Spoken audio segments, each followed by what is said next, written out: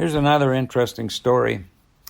When I first came to Vancouver with my set of drums, and I don't know, the first set of drums I got on a train to Sicamous, and they were, they actually, I forgot to mention on my Sicamous part, but they came on a train, and they had real cowhide, leather skins on them, and they were sort of a black pearl, I think. I thought they were blue sparkle, but I seen a picture of them. They're sort of a black pearl. And I think I'd ordered blue sparkle and black pearl showed up. Anyway, they were real nice drums. And when I came to Vancouver, I think I sold them to a guy from one of the radio stations who still has them, I think. But I bought a pair of Ludwig drums, a set of Ludwig drums after that. I've seen myself playing. And when I was playing but before I got into a band, this is the story about this.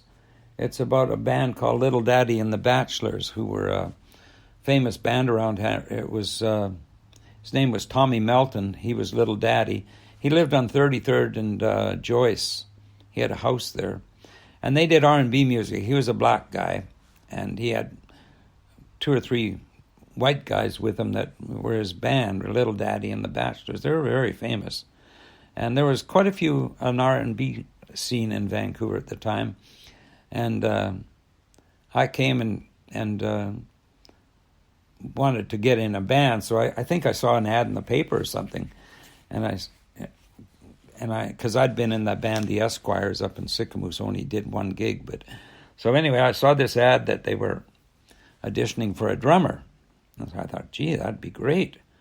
So I went down and they had this audition at the Embassy Ballroom, which is down on Davie Street. It was actually I don't know if the Elegant Parlor. Anyway, it was downstairs. It was sort of in the basement, Embassy Ballroom. I remember there was a club called the Elegant Parlor downstairs. Anyway, I went there to do the audition, and the guitar player, who ended up being Tommy Chong from Cheech and Chong. I didn't know, he wasn't famous in those days, but he was the guitar player in Little Daddy and the Bachelors. And Tommy Chong, he said we were going to do a song with an intro. He said, I'll start off with a few bars in 4/4 time. And I thought, gee, I was self-taught. I didn't know what a bar was. I didn't know, like a bar to me, that I didn't know what that was. If he would have said, start off like that, it would have been fine. So I don't know. I guess that probably screwed up the whole audition. I guess I played a few songs with him, but I didn't get the gig. But I went on to play with the Questions in the Northwest Company and recorded under my own name, Richard Stepp, recorded an LP in L.A. with famous musicians and Holiday in Hollywood. I ran into Tommy Melton, just died a little while ago, a couple of years ago. I'm talking in 220 right now, 2020. But they had a song called Too Much Monkey Business. Little Daddies, there's a lot of posters around.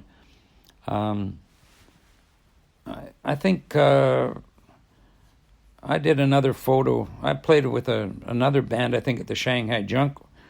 I think it was probably the Questions we did around 1965. But Little Daddy, I met his grandson, Trey Melton, a couple of years ago, and that's how I got on to talking about Tommy Melton and Little Daddy and the Bachelors. Anyway, Tommy Chong became very famous with Cheech and Chong, so now I didn't get the gig.